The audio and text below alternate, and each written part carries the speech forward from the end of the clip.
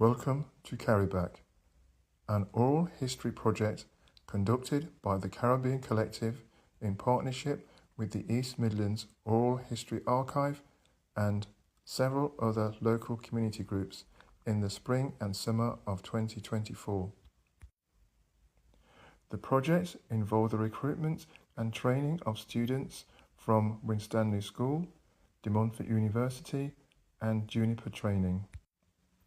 The students then completed a series of interviews with community members with a view to identifying things that they would have brought with them when they came from the Caribbean and notions of what they might like to take with them should they ever return to the Caribbean. Everyone enjoyed the interviewing sessions and the process was valued by the students as it gave new insights into the experiences of the Windrush generation. We hope that this project can be further developed in the future, but for now, please enjoy a selection of the recordings and let us know what you think.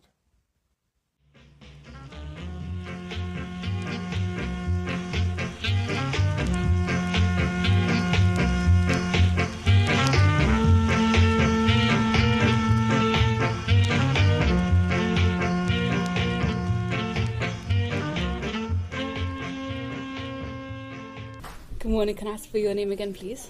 Pauline. Hi, my name is Dion and I'm from the Winstanley School and I'm 15 years old. Nice to meet you. This is Jory and this is Cheryl and they're both 15. Anyways, we're just asking some questions. How old were you when you came from the Caribbean? Oh my God. I was sorry. I tried to think what year I come here. Can't even remember. I was a young woman anyway, not old geezer like I am now. Did you come alone? Did you come alone? My sister was training at the hospital over there, so miserable as usual, and they sent me up here to keep her company, you know. Anything like specific that you took with you from the Caribbean? No, not really. Just normal things, just No, clothes? well, what we eat in Barbados, I can get it here, you know. So when you came here, there wasn't really a difference? Was it what you were expecting? I didn't expect to find, like, black-eyed peas and things like that, and saltfish and things like that, but that was already here because the other West Indians were living here, you know, before I come here. Wait, so was it your choice to come here, or was it you just got sent to keep company? I got sent to keep her company. So if it was your choice, do you think you would have stayed in the Caribbean? No. If it was up to me, I would be still there. But then I realized the winter up here is not my... Yeah. Very, very cold, you know. So were you not lonely? Did you not want to go back with her? No. I was here working and getting me your money and spending me your money, you know. Were you not disappointed when you came? I was annoyed and very unhappy because I didn't know anybody up here except her.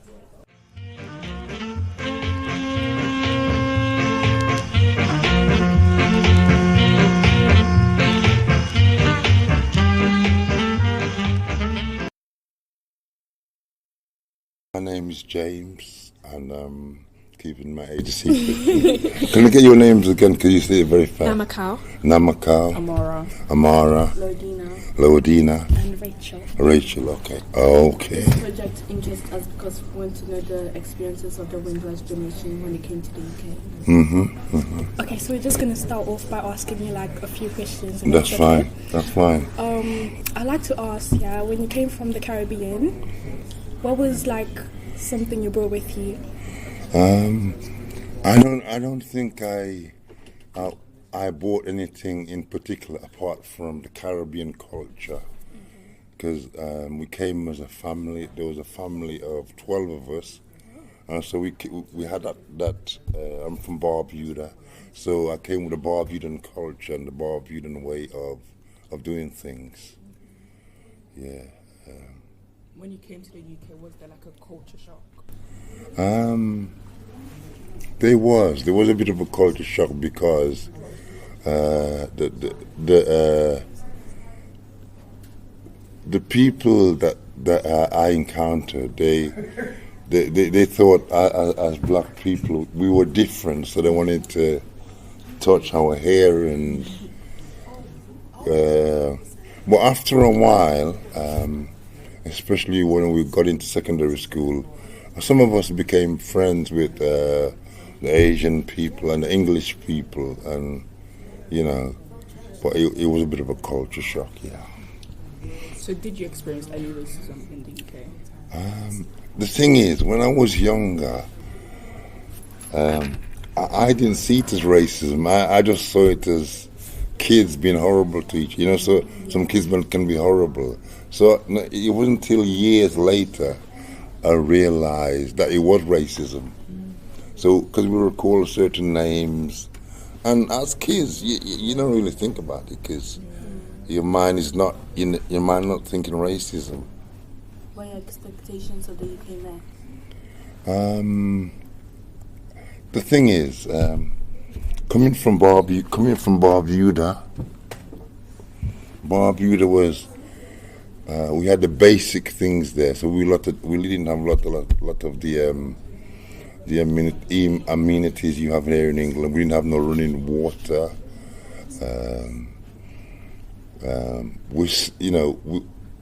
Everything was basic in Barbuda. So for me, as a 10-year-old coming to England, I was very excited to be here. So I suppose I just blended into what was going on. So I didn't really know what to expect. So What was your journey to the UK like? Sorry. Like I said, I came with my sister. Me and my sister came on the same passport, and so we came on an aeroplane. But before that, our parents came on a boat, and the boat took about 3 weeks to get here. So I thought it was exciting. And then when you travel by yourself as children, the air hostesses look after you until your parents pick you up from the airport.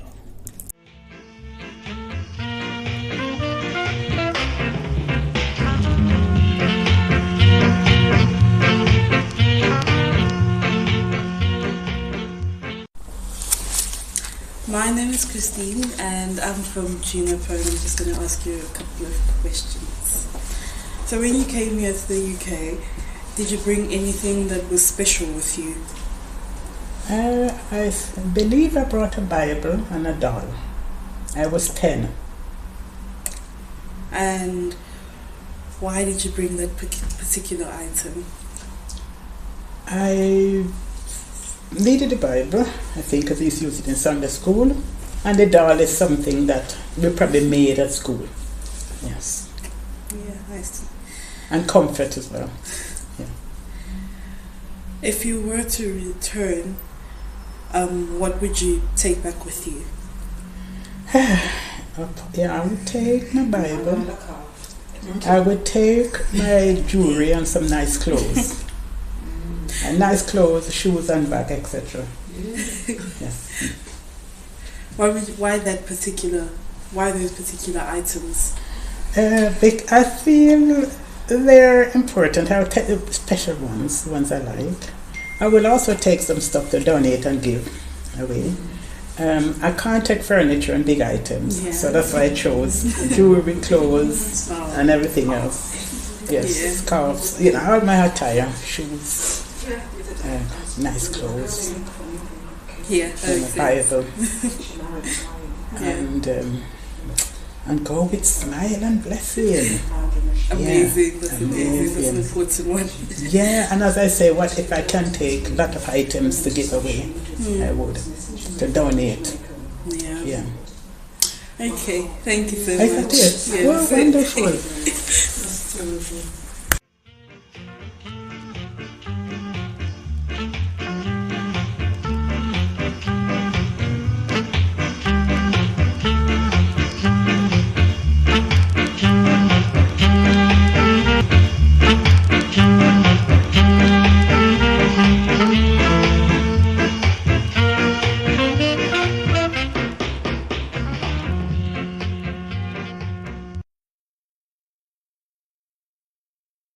Can I ask you if you brought anything from the Caribbean with you to UK? Well, when I came with my suitcase with some clothes, and I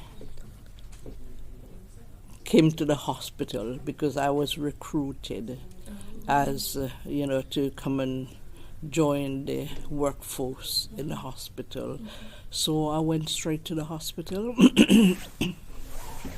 and they looked after me, and I started my training.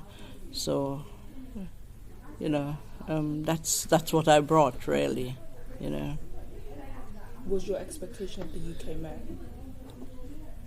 No, not all, some parts, but most of it weren't met because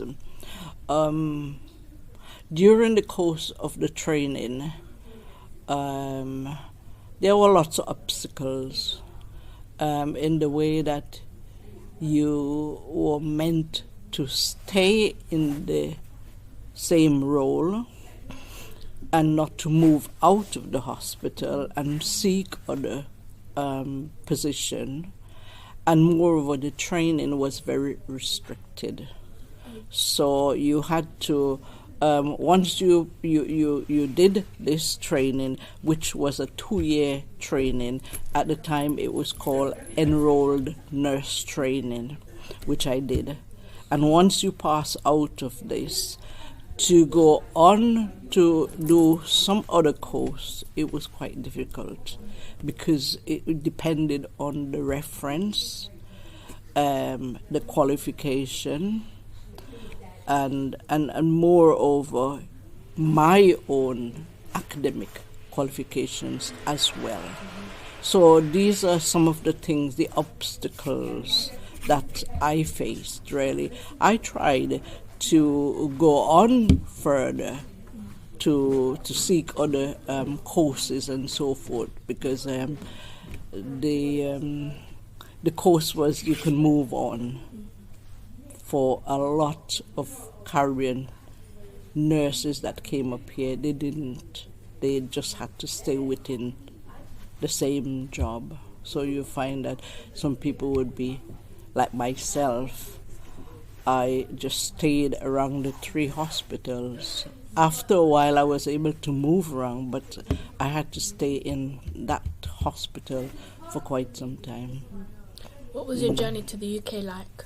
Oh, it was okay. I was 18 when I came here, and it was a bit restricted at times because, at that age, really, you want to go out and experience things and so. But when you come to work, it's quite difficult because you couldn't go out and do the things that you want to do and so forth. Actually, I had the opportunity of going to, it used to be called Alderman Newton School, I think it is. It's somewhere down Peacock Lane. Yeah, it's quite a long time. I came here in 1969, June, 26th of June. So I enrolled there and started doing some little courses just to, advance myself. And I got back a bit late to the hospital, and I was told by the superintendent I didn't come here to go to school. I came here to work. So, that was a letdown in terms of advancing yourself. But later on, I started doing some correspondence course. And I picked up a few things, It wasn't quite what you want to, but, you pick up a few things on the way, and that helped you to move forward. So, it was quite difficult in them days there. So now you have work experience, they send you to college and so forth. We didn't have that opportunity. We had to go, you wake up in the morning, you had your breakfast, your meals were provided at the time, prepared for you. So you just go to the dining room, you have your meals, and you go straight off to the ward. So on the ward now you learn from others, you take instructions and so forth, and you had a day when you go to in-service training. And not like you have now a nursing college. You can go on to come out with a degree.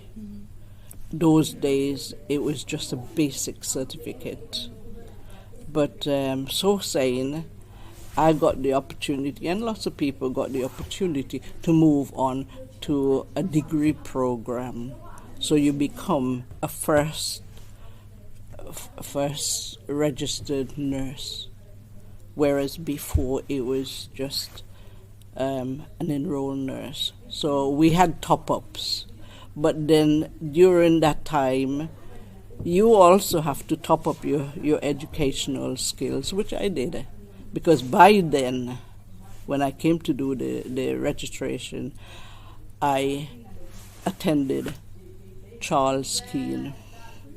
Yeah, so, you had to look for opportunities. And if you had to motivate yourself, because they weren't motivating you. The hospital wasn't telling you to go and do this, do that. They would rather you stay and do work on the ward. And work on the ward was not very easy, because I remember the first job that I did was you don't have that word used now, sluice. And that would be around the toilets, the oxygen cylinders, dusting. These were the sort of jobs that we did for a while. So you learn how to dust around, and it was based mainly on an oxygen cylinder. But now you reflect back, there was some sense in it, because with an oxygen cylinder, you can see how to turn it on to give people oxygen, which is very vital to us. And you can see the dials and how, if you're over-oxygenating someone. So you learn some skills from it. But if at the time you had that pride and said, oh, this is not for me, and so, you wouldn't do it. But at the time, we couldn't really see. But now, on reflection and having more experience, how to look after people, you understand that these things are vital. Now, the sluice, you had to clean the toilets. Even in your training, you had to clean the toilets, and it had to be spotless, and you were supervised. Your work was supervised. And if it wasn't clean, you have to do it again. Things like the bedpans that you put on the people to sit, to do whatever they need to do. You had to make sure that these things were clean, and the sluice was tidy. We had to do some mopping as well. So, it was not just nursing as it's seen today. Those days you had to do some cleaning, domestic work, and so forth. It was all part of your training. Mm. So did you make any friends on the journey? Did I? Make any friends? Oh yes. Well, where I was based at, because when I came, my training took me to 3 hospitals. Hillcrest, see where the moat school is over there? That used to be a big hospital. Yes. It was mainly, geriatrics, old people, different things. They were all here, and they had like a homeless shelter at the back, which we call Part 3. You see where the bridge is? There is a walk all the way at the background there, and that's where the Part 3 was. You had people who had no sleeping rough. Well, you see them sleeping rough now, but they had a place where they can come and sleep and have a drink and so forth. So that was Part 3, but the hospital itself was one for geriatrics and so on. So you had different categories, different abilities. They did physio training and so forth. So that was this hospital here. Then I moved to Markfield, which was they call it a sanatorium, where you had people who suffered with TB. So, they were out there in Markfield. And then there was Gruby Road now. That was mainly the heart hospital. And then I ended up there. So I finished at Gruby Road. So I picked up a lot of skills, and knowledge as well, In spite of, the hardships, you had to, if you want to progress, you had to learn, not just on the ward, but around you and so forth. And we didn't have much time to go out and socialize with other people. But the people that we worked with and were from the Caribbean, you would socialize with them. I mean, I had family here. I didn't know that I had family, but they're not in Leicester. They were in Reading and High Wycombe. And it was after a long time that I found them. Yes, that's how bad it was. You were talking about working in the medical field. Did you ever work in different places, something that's not medicine? Something that's not medicine. Mainly in the medical, yeah. I mean, I work in nursing homes. Okay. I visited, I did some placement in nursing homes.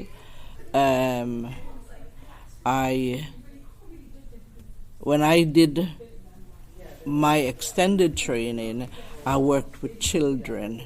So I went to a nursery. So I had a placement in a nursery. Also had a placement in a school with disabled children. That was in Melton Mowbray. Quite interesting, because even then, that my knowledge from disabilities helped me to, learn more about the school environment and so forth. It was quite interesting, yeah. So,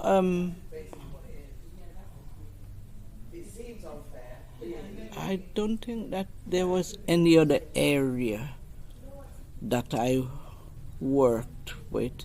And then I did some voluntary during the school term, the school holidays with my children. I used to go and volunteer for some play scheme, or they call it play scheme then, and just help out.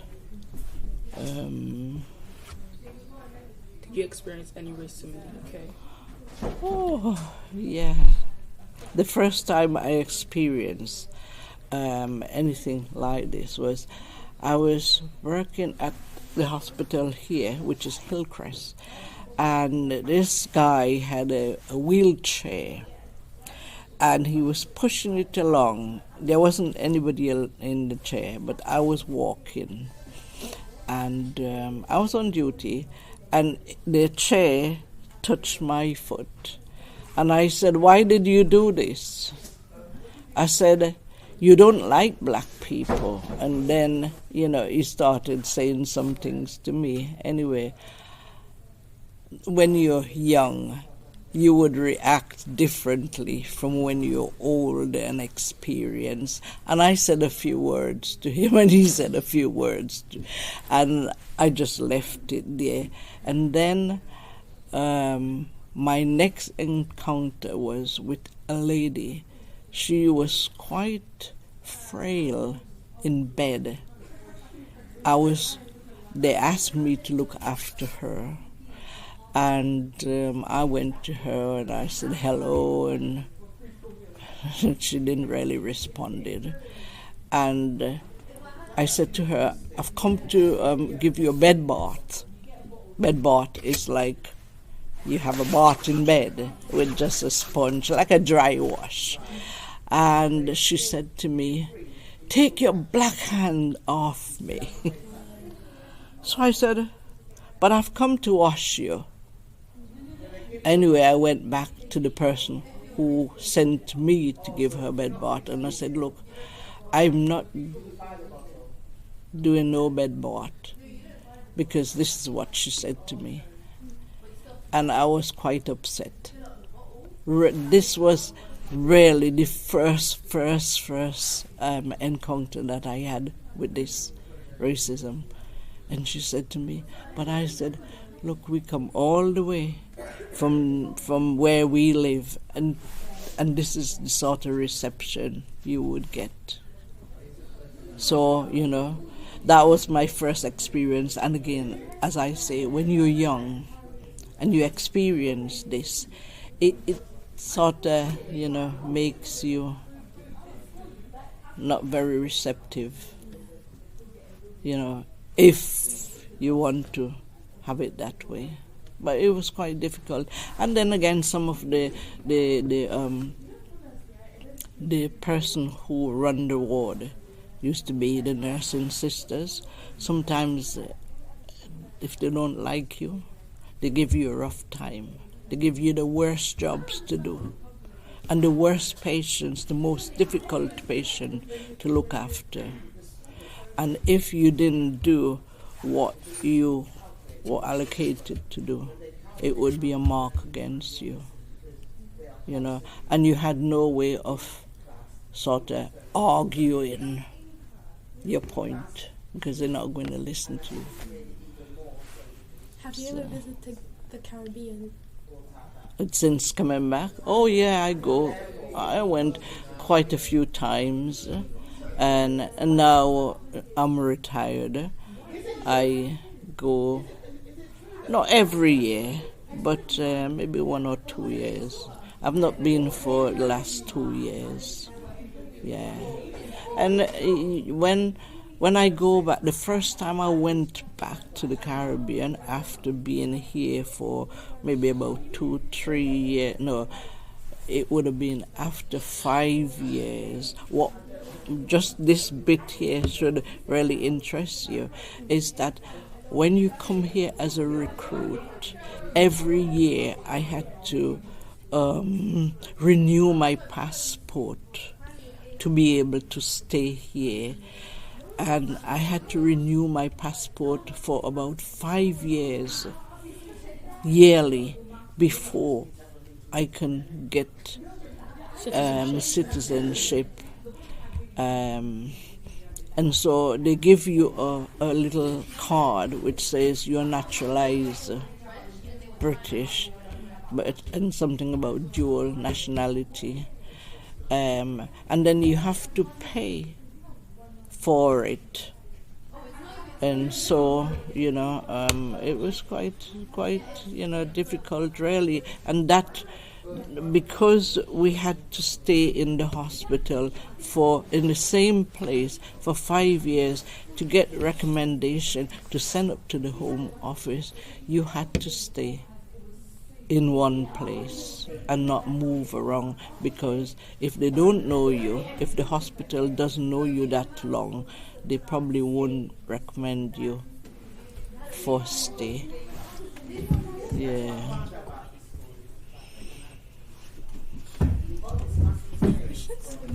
What would people back home expect you to bring back? Well, I've been here since 1969, So they expect you to bring back things like knowledge, skills. Do you still have family in the UK? Hmm? Do you still have family in the UK?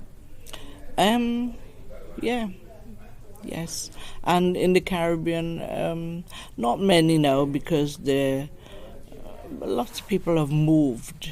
People have travelled and so forth. I've got one or two cousins still back in the Caribbean.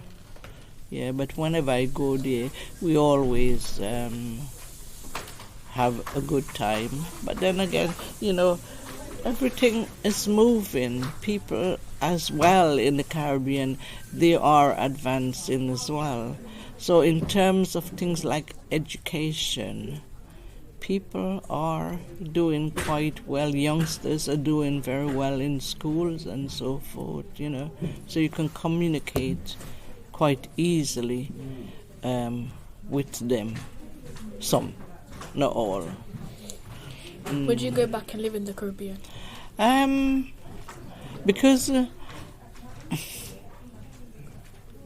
I'm not so sure. Sometimes I'm sure and sometimes I'm not. Because my family's here now and so forth. So I think really, and then I've got grandchildren. Yeah. So sometimes I think, should I? But I do go for 6 months. Oh, 6 months. Yeah.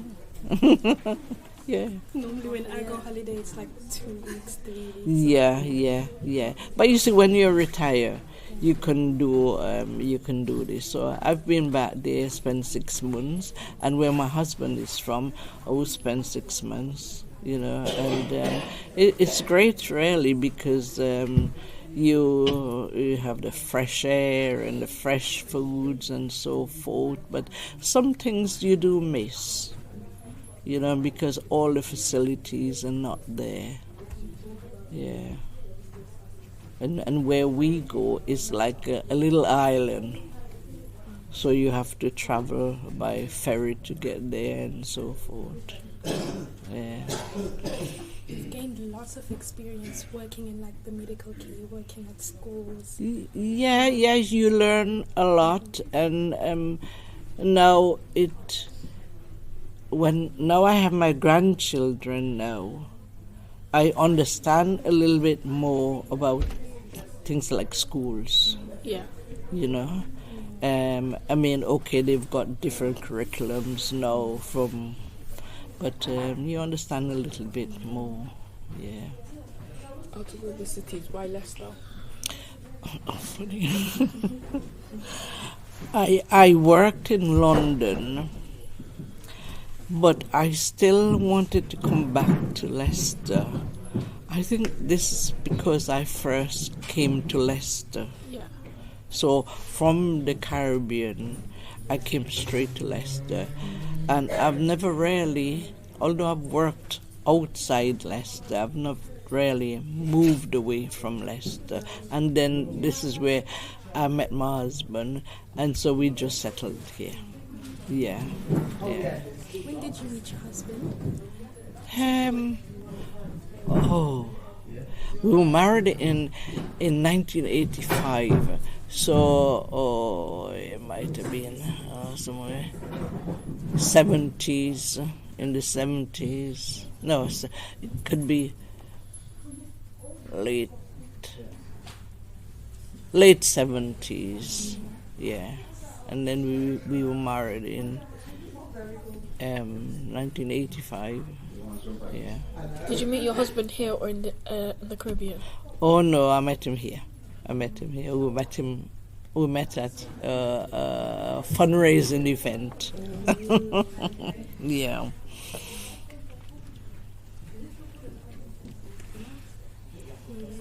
You were talking about like the struggles that you faced, like working in the hospitals and things. Like, has that like affected you? Like, anything bad that happened to you in the past? Do you like still think about it? Yeah, you think about it, but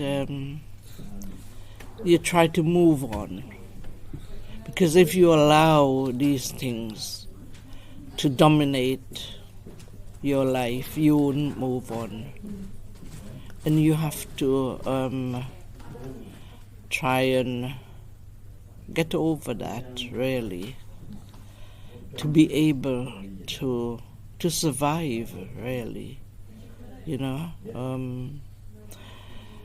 And again, sometimes the mentality of the people.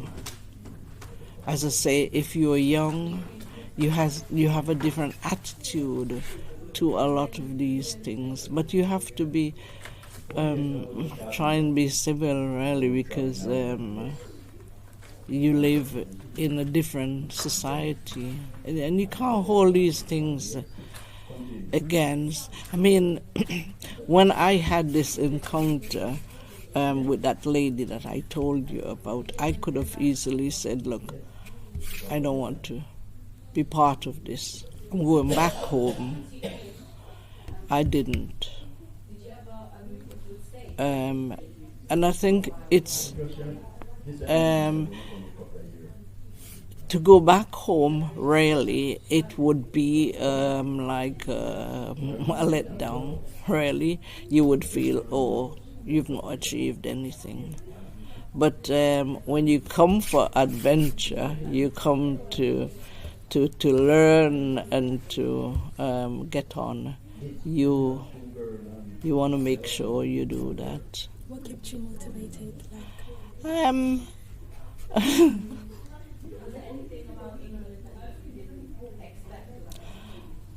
I think it's having a determination to move forward.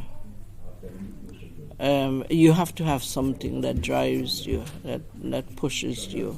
And if you don't have anything to push you, then, you won't be achieving anything. Now, I think because I came to the hospital, it was quite different from people who joined their parents, because they probably won't be exposed to all of these things. They'll be exposed to different things, different elements. But because I came purposely for the hospital, I had a different mindset. I had to have a different mindset. And don't forget, when you're 18, you don't really have anything. I mean, you're still a child. And you haven't got your parents. My parents weren't here. So I had to grow up.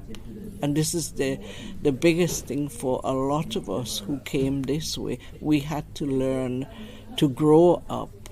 And the principles that we had and the from our parents is what kept us going in this society, really. If it wasn't, then, many of us would have gone back to the Caribbean.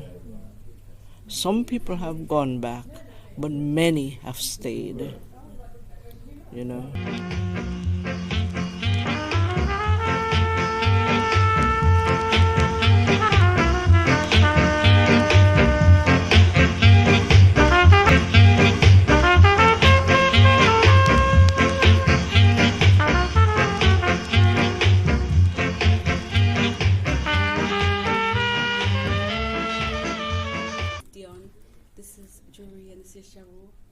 What's your name? Good morning. And Percival Reed. Sorry, say that again? Percival Reed. Percival Reed, okay, thank you. How old were you when you came to the UK? When? How old were you when you came to the UK? Oh.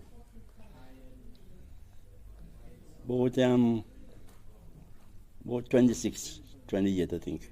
Yeah. Somewhere about there. Did you come alone? Yeah. Did you have any family here? Yes, I did have two uncles here, but they passed away now. So you came to live with them? Yeah. Yeah. Was there any reason that you left the Caribbean?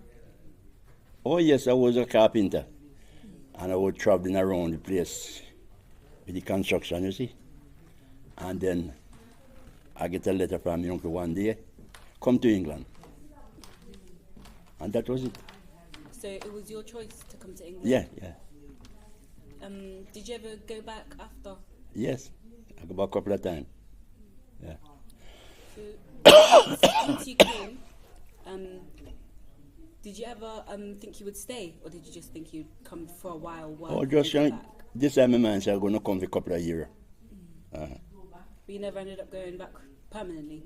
Oh, yeah. Oh, you did? Yes, for I even went and build a house. I went there and built a house a couple of years ago. So, did you have any?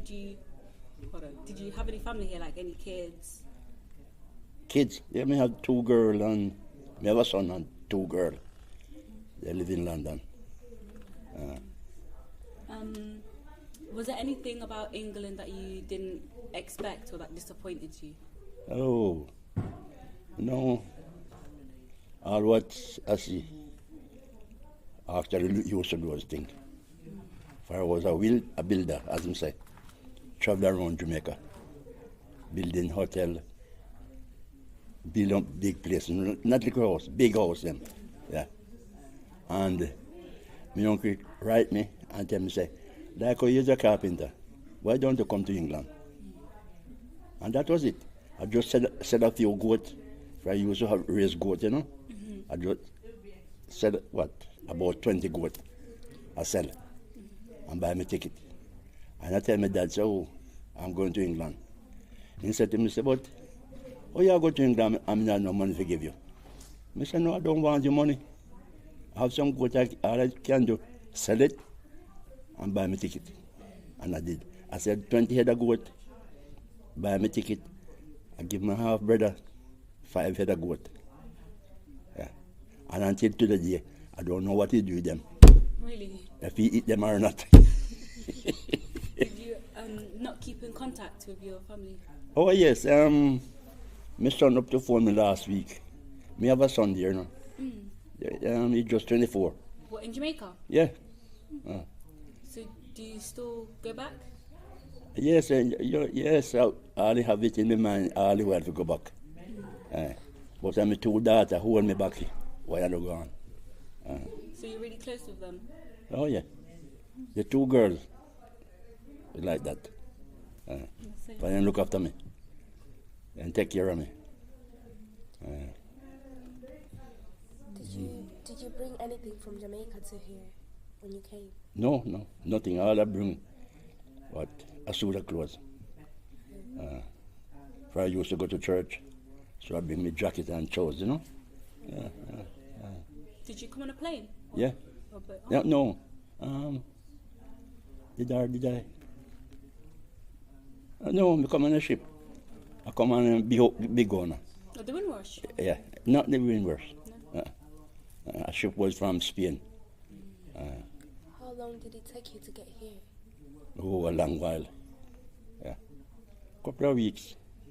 That's easy. Yeah. So did you meet anyone on the boat while you was on there? No, only sail of them. The sail of them was nice to me, you see. For when we stop at Spain, for 3 weeks. For that's where the ship come from, and the sail of them. And they take me around to them parents, you know, introduce me to them parents. And then sister even take me to the movie. That's nice. Yeah, that was nice. Have you ever been anywhere else other than Spain? I've been Tenerife. Yeah. That sounds nice. Yeah. And I've been to Morocco. Yeah, I went there for holiday. Yeah. Do you prefer it here in Jamaica? I prefer in Jamaica, tell the truth, yeah. As I say, it's my 2 daughters hold me back. That's why I don't go on. For I went here and built a house. And I have a girlfriend. And she have a son for me. And he's 24 now. Yeah. And every time, my intention is Jamaica. Yeah. But the girls them hold me back. No, daddy don't. No. Yeah, you don't want to leave them. They're not going to miss me too much. But they come to Jamaica already too. Did you not want to raise them where you grew up as well? Oh yeah. Yeah, I would, yes. For I take them around my grandfather's place, show them where my grandfather did live, and so. For me have said, even have piece of my grandfather land. And I used to do all farming. Pay a man to do the work, you know. Was carpentry the only thing that you did when you came to the UK? No, I leave the carpenter and go drive bus, drive coach and so. And then I went on city bus when it used to be Leicester City. I went here 20 years. I've been working for them, driving bus. Yeah. And then I did have a class 1 license. I drive trailer, go to Scotland, all over the place. Oh, wow. Oh, yeah. Oh, that was fun. Eh? I said, I bet that was fun. Oh, yeah. I enjoy it. Was that Yeah. your favourite job to do? Eh? Your favourite job that you had in the UK? Yeah, I was from the carpenter. But I enjoy driving, you know. For when I was on the bus, the inspector didn't want to make me up to inspector. And I said, no. I refused the inspector. I enjoy driving. And he said to me, say, really? Do you enjoy driving? I said, yes, man. When I pack up and me camp at work and come driving in it. So I must love it, ain't it? Yeah. Yeah.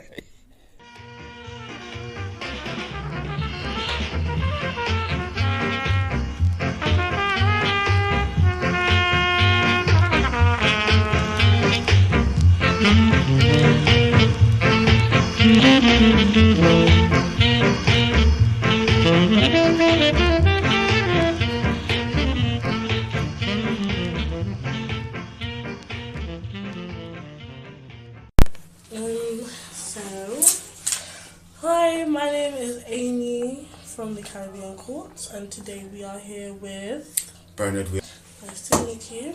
Likewise. So I'm going to ask you a couple of questions. So the first question being, when you came from the Caribbean, did you bring anything that was special with you? Well, that was a very, very long time ago. That was about 50 odd years. I was age 15 when I came. But I remember when my mum passed, the suitcase that I came with, me and my brother came together. Okay. I was 15 and he was 12. And when my mum passed, she had that briefcase. We could not believe it. After all those years, she kept it. And she had some things in there. Like, for example, we wrote her a letter when my brother was 5. Yeah. And she had those 3 letters together. Oh, wow. And we were just blown away by seeing that. Oh, wow. And I remember when I came, I brought some long trousers because we were told that it's cold. We're like in Jamaica, at that age we wear short pants, you know what I mean, short trousers, but we bring some long trousers. But I can't remember anything else particularly that I brought as a 15-year-old youth. I guess it's kind of sentimental as well, that briefcase. Have you still got it? I've got it. When we opened it, my sister had a party, so my cousins were all there, and we opened it, and that was like a treasure trove. I mean, I've got photographs on my phone right now of the briefcase, of me holding the briefcase, the content of it, like my mom's passport, or a marriage certificate, her history. Was in there, and that was just memorable. So I mean, I've still got that. Oh, wow. If you were to go back to the Caribbean, like what would you take back with you from the UK? And is there anything in particular that you would take? That's a good question. But from my experience, I've got no intentions of going back because my mom and my wife was born here from Jamaican parents, and my children are here. So there's no reason. There's no reason. The main people in my life, they're all here. So furthermore, I grew up in the country, and that's changed so much compared to when I was there. So there's nothing for me to go back to as such. Like I said, my mom's here, my children are here, my grandparents died back home. So for me, I've got no. I'll go back on a holiday, yes, but I wouldn't go back to live. there. But if I was to go back, I mean, I suppose maybe I would bring a car. Okay. Like a BMW or something that's kind of roadworthy, you know, it's good for the terrain. Yeah. But it's not something I've thought about really, because like I said, I've got an intention of going back to live, because like I said, I intend to stay here until I pass. My children are here. I've bought a burial plot for me and your wife, so we ain't going nowhere.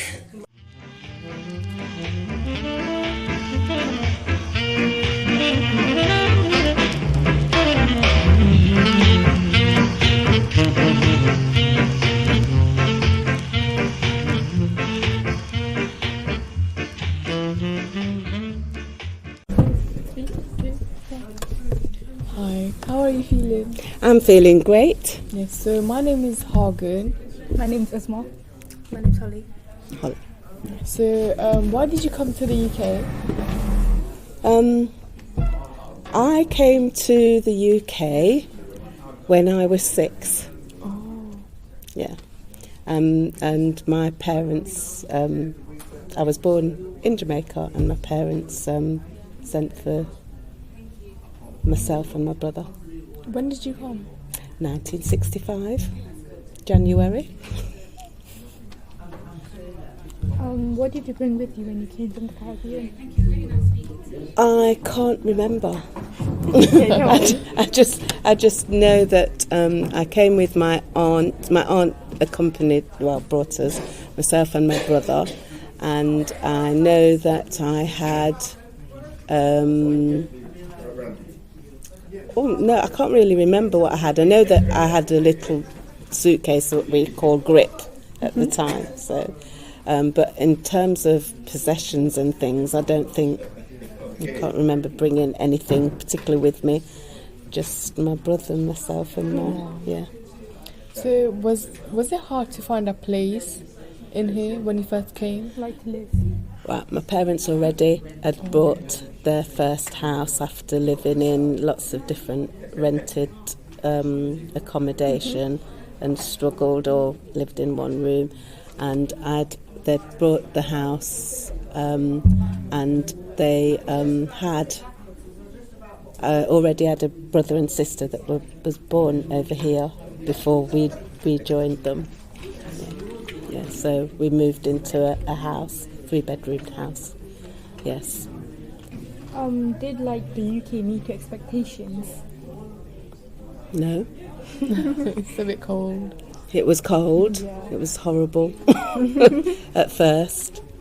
And yes, I can't say that I didn't have any expectations. I didn't know that I had no memory of my parents, really. Couldn't remember what they looked like, how they were. I knew that we'd been told that we had a little sister, but I didn't know that I had a baby brother who had just born as well, so it was lovely to see him. Yeah. When you first came, did you experience any culture shock? Yeah, the first thing was, for me, culture shock was, like I said, it was cold, obviously. There was snow, and I'd not seen snow before. But one of the things that I remember is that my dad bought, I talk about this a lot, brought to the airport some orange juice, which I now know was orange squash in a bottle, and for us to have a drink. And I tasted it, and it was disgusting because I was used to fresh oranges off the tree and squeezed orange. And from that day till now, I've never really liked orange juice. So that was, in terms of culture shock, it's hard to talk about culture at the age of 6, but obviously going through, my life in UK and growing up and going to school, I didn't know. I went to school, but I didn't understand the Leicester accent. So when the children were speaking to me, I didn't know what they were actually saying. And so one of the things they said at the time, the Leicester way to say, "What's your name?" Yeah. But I didn't know what they were saying. I thought they were asking each other, "What's she name?" Meaning, "What's she name?" Asked to each other, not to me. So the "What's your name?" Yeah. "What's your name?" sounded like "What's she name?" Yeah. So that's one of the things that I remember, and I've written about this. Yeah. So, sorry, I forgot my question, but did you make any friends in the Windrush? Like when you came from the Caribbean, like on your journey? I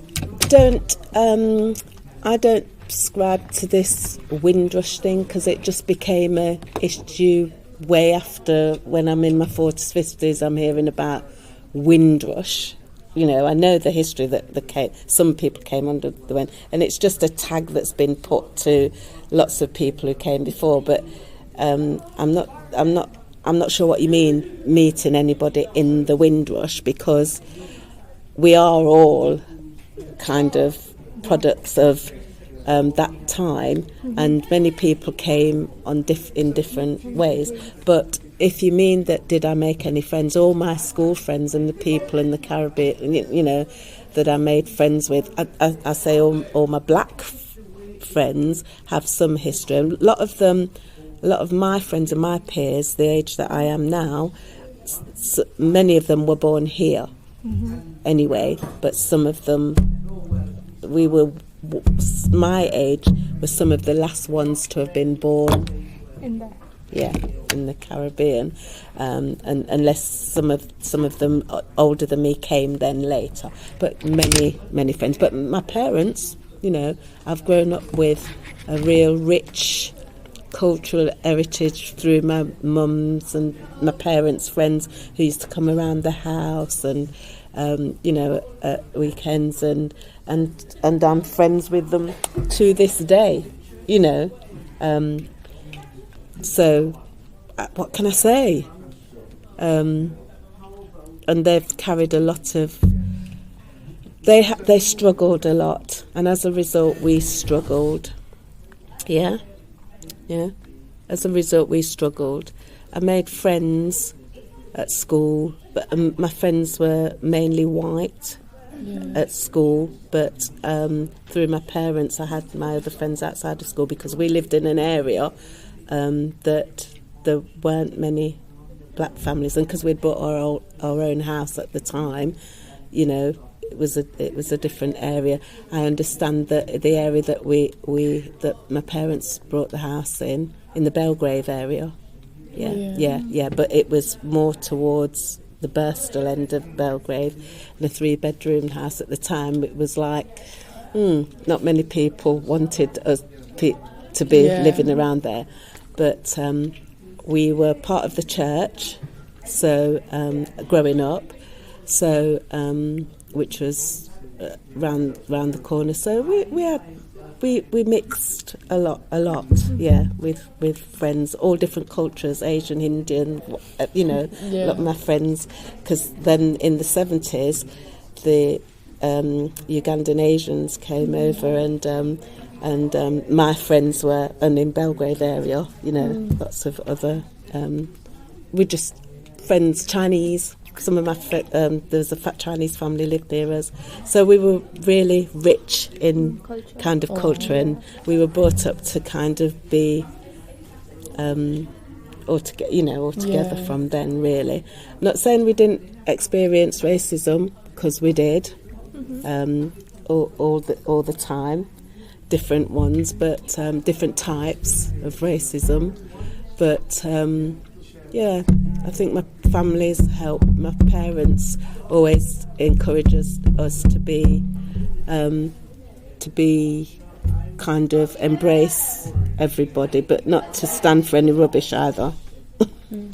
That's good. They do that because they're Why was coming to the UK a good option for you? I don't know. Sometimes I wonder whether it was the best No. because I've got siblings and I've got others, and I think educationally I may have been better off.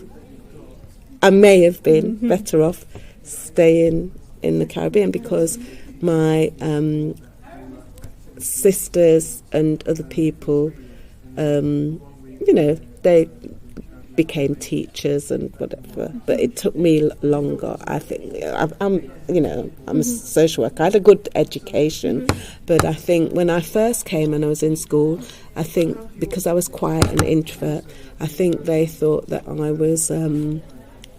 was put in the lower classes because they were streaming classes, so I was put in the lower classes at the time, and then each year I moved up to the next, and then we went to the then in my last 2 years at school, the schools amalgamated, so there was a boys' school and the girls' school. We all became one school, and from then I don't think we did very well because the teachers kind of ignored the girls a bit, especially the men teachers in the subjects that I'd chosen as well.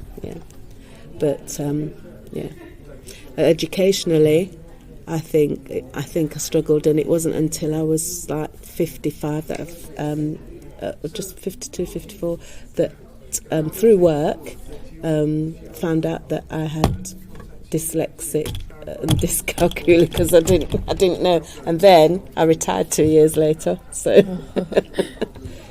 but I'd been through uni. I took myself through it. It was a struggle, but I did well. Relatively well. I think I've done well, but as a social worker, I've done different things. Have you ever tried moving to another country? No, but when I met my partner, we did decide that we weren't going to get old in this country. We thought we might go and move to another country. But we haven't. So and I'm not sure that's going to happen now. Could you tell us about any racist encounters that you may have had when you came to the UK? It's not about when I came, it's about sustained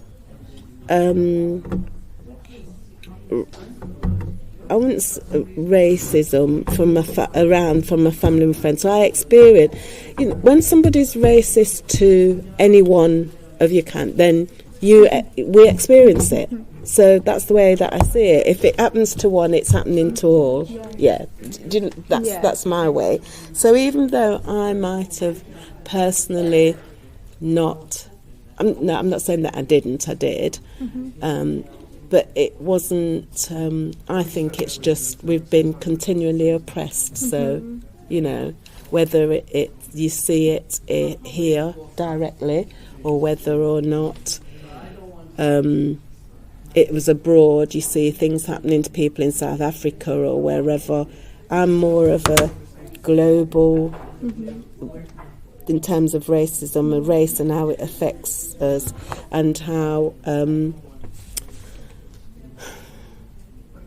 I don't know how to answer that question because racism is racism, and if it's experienced by one, it's experienced by, for me personally, anywhere, any form of discrimination, but and I've spent my kind of life trying to stand up for it, try to get injustices and equality of race is one, being gender, all of those things I'm passionate about, and it kind of it impacts all our lives. But in terms of race, it's just one big thing, and I just think that it's just because we're not taught in school about not even different cultures. It's so big.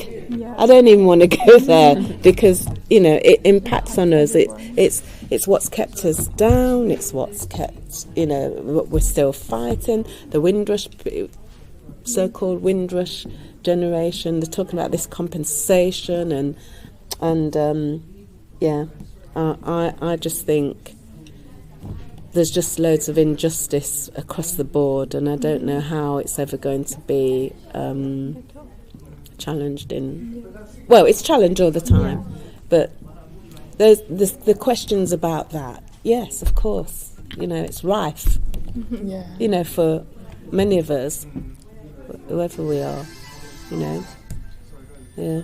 So I don't know how in depth you want things, but you can't, in simple interviews and questions, you can't unpeel.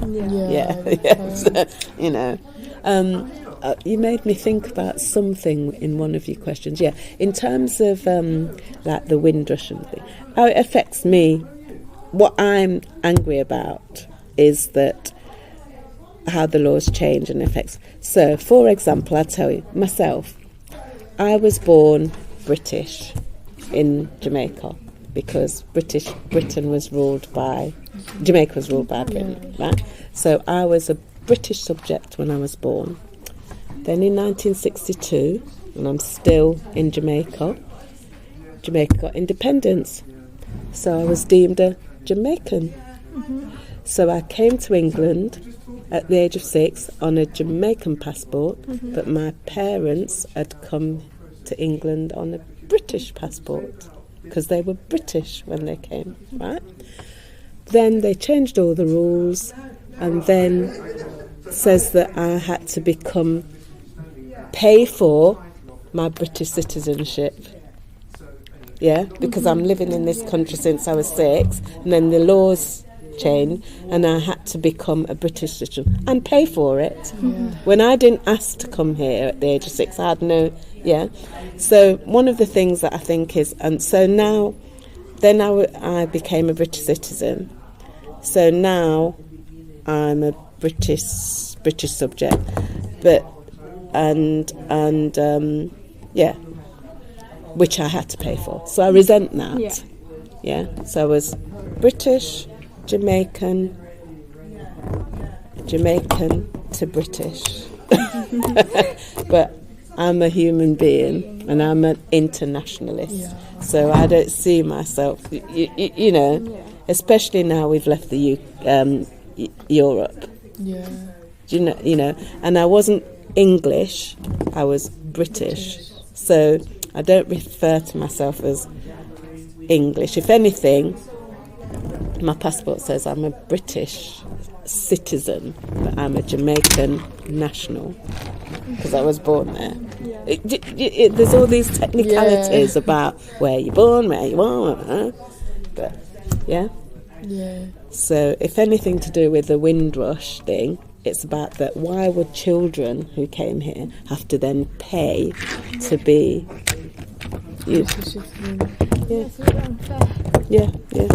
Yeah, we had to change the code to pay and get a new passport. Sorry, keep it in here for me. Okay. Is there anything else you would want to tell us about? I don't know, because I wasn't prepared for this today, and I know that reminiscence, because it's very superficial, like the questions now, and for each thing you'd have to go into deeper, wouldn't you? So I feel like I wasn't that prepared. I just came, and I just I'm trying to answer things, but to answer them, you'd have to go deep into certain things. So, but all I can say to you is that we've it's about, you know, they talk about separation and loss. And it's about the journeys that we leave family and friends that you know, and you come here, you make new relationships and extended family and friends, and then you know, grandparents. So you're kind of our kind of heritage, and that's what I miss. And we don't have it in the same way because it's been break. So it's kind of, when you do a thing about attachment and theories, it's like, because my parents then did go back to Jamaica. So basically, we lost our parents twice. I was orphaned twice. Yeah, that's the way I see it, because they brought us over here, then they went back to live later in life, and then they passed away out there, you know. But we've been back many times, but it's not just about a place, it's about the people. Yeah, it's about the people, and about the people and the family, your extended family, the culture. I mean, it's just rich. Yeah, it's just rich out there. But then I've had brilliant experiences here, friends, and I like to travel. You know, it's just, it's more the people, and it's just so sad that. And what's made me sad is that, not me personally, but like I said, what I see happening to my generation of people, and the generation before us, and the generations to come. Yes, you know. So and that our heritage is being eroded. The legacies of some of the fantastic people that helped to get these centres and where I am now and at work, to you know, it's just sad, and it's not just, you know, my community. But I've done some fantastic things here, training, work, managed teams and centres and all sorts of things. So I think I've done well, you know, but I don't judge where you move up as being where. I think the richness is in how you are with people and individuals, and that's my thing, and about being inclusive and about being the best you. Yeah. If you were to move back to the Caribbean, what would you take with you? My prized possessions. Yeah, my people. Yeah, it's not about possessions really. Yeah. I can't think, there's nothing that I hold, you know. Yeah. You're talking about things, aren't you? Yeah. Would you bring back any skills? Oh gosh, yeah, and that is a very important thing, really. I would bring back, because I've been back obviously many times, but I don't think I would go back to live.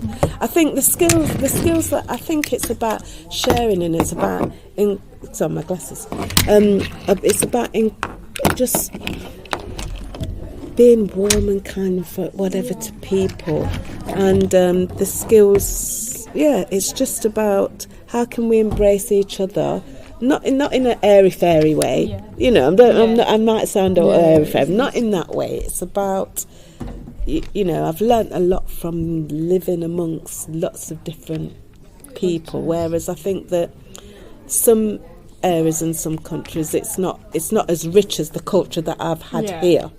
To be fair, to Jamaica anyway, you know, this has been rich in all sorts of things, and so I don't know about skills, but I think it's a very good question. It's not just about skills, it's about just who you are, your experience. I think it's about bring my rich experience of being and living in a different country among different people, and I say different, they're the same because I grew up, this is me now, this is who I am, I've been part of this, and this is me, you know. So nothing I don't think is bad. I may have had many bad experiences, not very good experience, but I've had such good, wonderful experience. Okay, that's it for now. Thank you so much. Thank you so much for your time. Yeah, so that's okay. I'll finish.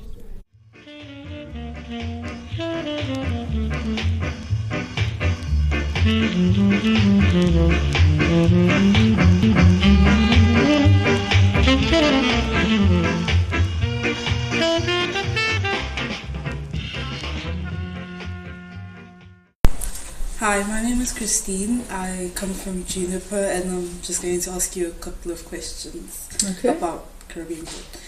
So, when you first came here to the Caribbean, did you bring anything that was special with you?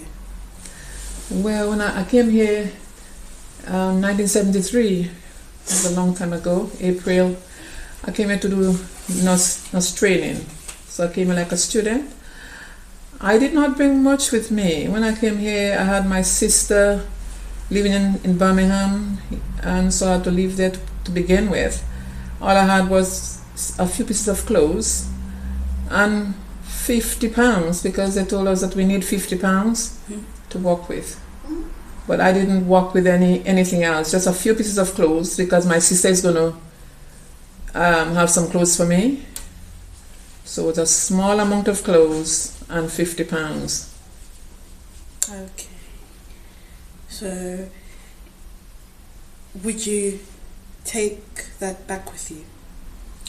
No, I mean I've been back to the Caribbean on several occasions, visiting because I have relatives back home. My mother was in Grenada, my sister and brothers. I have a big family. I have a son as well. When I went back home, I just took gifts, clothes and all different things, money. Oh, so that's what you got when you came here. So no, when I went back home, I went on vacation because I've been here such a long time, and so I've been going back home maybe almost every year, every 2 years, and then I would bring gifts for them. What I buy here, things that I buy here. Okay, thank you so much. Yes, welcome.